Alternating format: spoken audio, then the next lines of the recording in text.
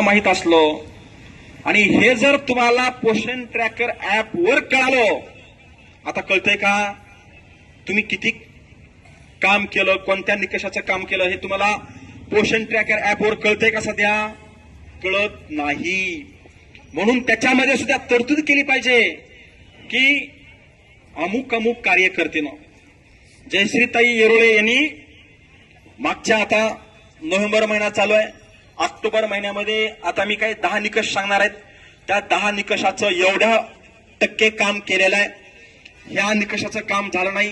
हे जर जयश्रीताईला पोषण ट्रॅकर ऍपवर लगेच कळालं तर त्यांना लक्षात येईल, बाबा ह्या महिन्यामध्ये मी हे काम केलं नव्हतं, त्याच्यामुळे माझा प्रोत्साहन भत्ता एवढा आला, मग मला हे काम पुढच्या महिन्यात करावं लागेल.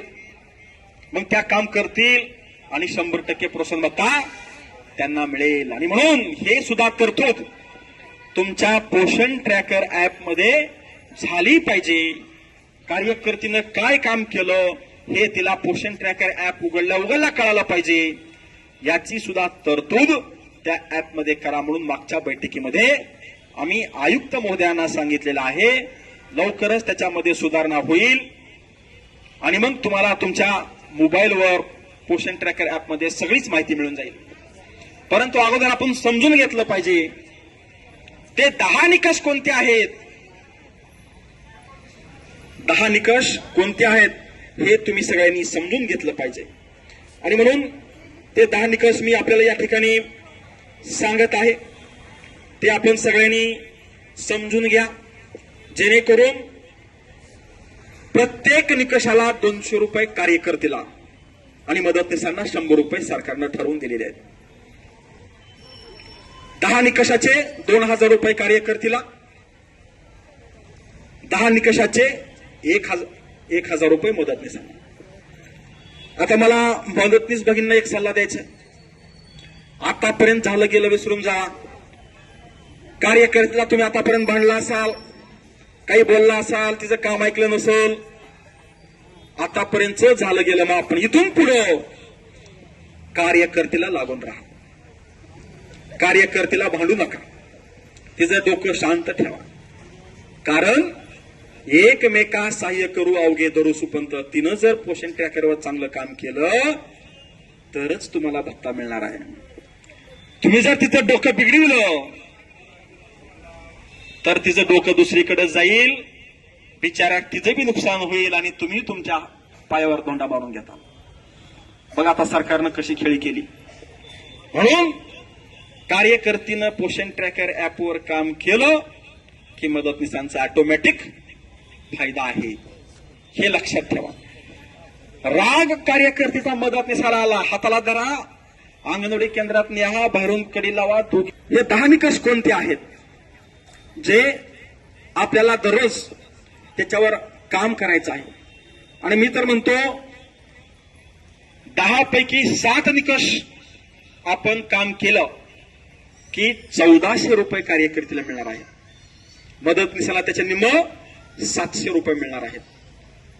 6 निकषाचं काम केलं तर 0, 1 रुपया भत्ता मिळणार नाही.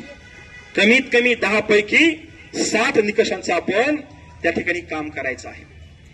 8 निकषाचं काम झालं की कार्यकर्त्याला किती, 16चे 8 दोन्ही 1600 कार्यकर्ते, मदतनीस 800. 9 निकषांचं काम केलं की 1800 रुपये कार्यकर्ती, मदतनीस 900 रुपये. आणि 10 निकषांचं काम केलं की 2000 रुपये कार्यकर्तीला, 1000 रुपये मदतनीसाला. तर चला आता आपण पाहूया हे 10 निकष कोणते आहेत. पहिला निकष आहे 25 दिवस टेक होम रेशन म्हणजे THR च्या नोंदी पोषण ट्रॅकर ऍपवर झाल्या पाहिजे. साधारणतः 90% THR वाटपाचं काम हे पोषण ट्रॅकरवर आपण नोंदवलं पाहिजे. माझ्या माहितीप्रमाणे हे सगळ्या काम करतात की नाही. आता FRS मध्ये थोड्या अडचणी येत असतील, परंतु हे सगळं THR वाटपाचं काम आपण पोषण ट्रॅकरवर दाखवतो की नाही, निश्चितपणे दाखवतो. 25 दिवस म्हणजे 90% पेक्षा अधिक काम आपलं पोषण ट्रॅकर ऍपवर झालं पाहिजे. हा पहिला निकष आहे. दुसरा निकष आहे हॉट कुक मील म्हणजे गरम ताजा आहार 21 दिवस आपण नोंदवला पाहिजे, वाटप केला पाहिजे. साधारणतः 80% किंवा त्याच्यापेक्षा अधिक गरम ताजा आहार वाटपाचं काम कार्यकर्त्यानं केलं पाहिजे. हे दोन निकष तर दररोज काम करतो ना आपण, याचं करतोच काम. त्याच्यानंतर तिसरा निकष आहे वजन, उंची, हे आपण नोंदवलं पाहिजे. साधारणतः किती टक्के अपेक्षित आहे? 95%. ही टक्केवारी कशाची आहे? आपल्या अंगणवाडी केंद्रामध्ये उपस्थित असलेल्या बालकांची 100 पैकी 95% वजन उंचीचं काम झालं पाहिजे. तर हा निकष आपण पूर्ण केला. त्यानंतर चौथा होम व्हिजिट्स, गृहभेटी. गृहभेटीचं किती टक्के काम झालं पाहिजे? गृहभेटीचं सुद्धा 95% आपण काम केलं पाहिजे. म्हणजे हे 4 निकष आपण पूर्ण केले. पाचवा निकष हा FRS, फेस कॅप्चर करणे. THR वाटप करताना फेस कॅप्चर करणे, हे पाचवा निकषाचं काम केलं तर हे किती टक्के काम झालं पाहिजे? 80% लाभार्थ्याचे फेस कॅप्चर करण्यामध्ये आपण यशस्वी झालो पाहिजे. 80%. मग ह्याच्यामध्ये जर 60% 70% झालं तर ह्या निकषाचं काम आपण केलं नाही, त्याच्यात पात्र होत नाही. हे लक्षात ठेवा. 80% फेस कॅप्चरचं काम झालं पाहिजे. सहावा निकष आहे सॅम.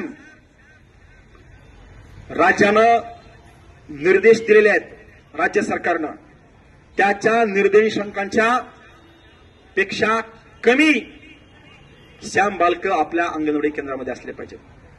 पुन्हा मॅम, तेही जे निर्देश दिलेत नसले तर चांगलंच आहे, ऑटोमॅटिक तुम्ही बसतात.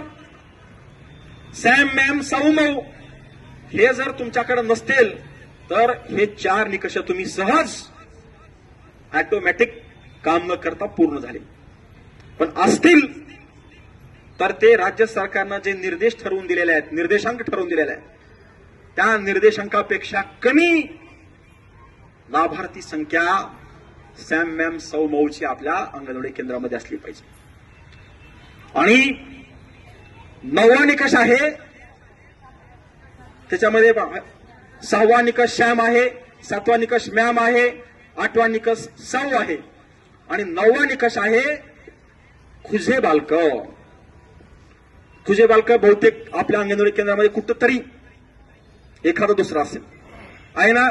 त्याचा निर्देशांक देशानं केंद्र सरकारनं जो निर्देशांक ठरवून दिलाय, कुठंतरी तुरळक तो खुजा बालक असतो.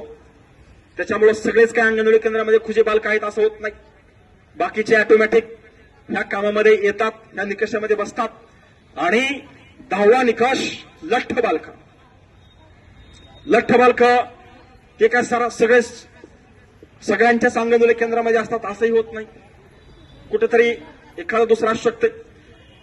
आणि मग हे खालचे जे 2 आहेत 9वा आणि 10वा, हे साधारणतः सगळ्यांच्या अंगणवाडी केंद्रामध्ये नसतात, ते ऑटोमॅटिक ते निकष पूर्ण करतात.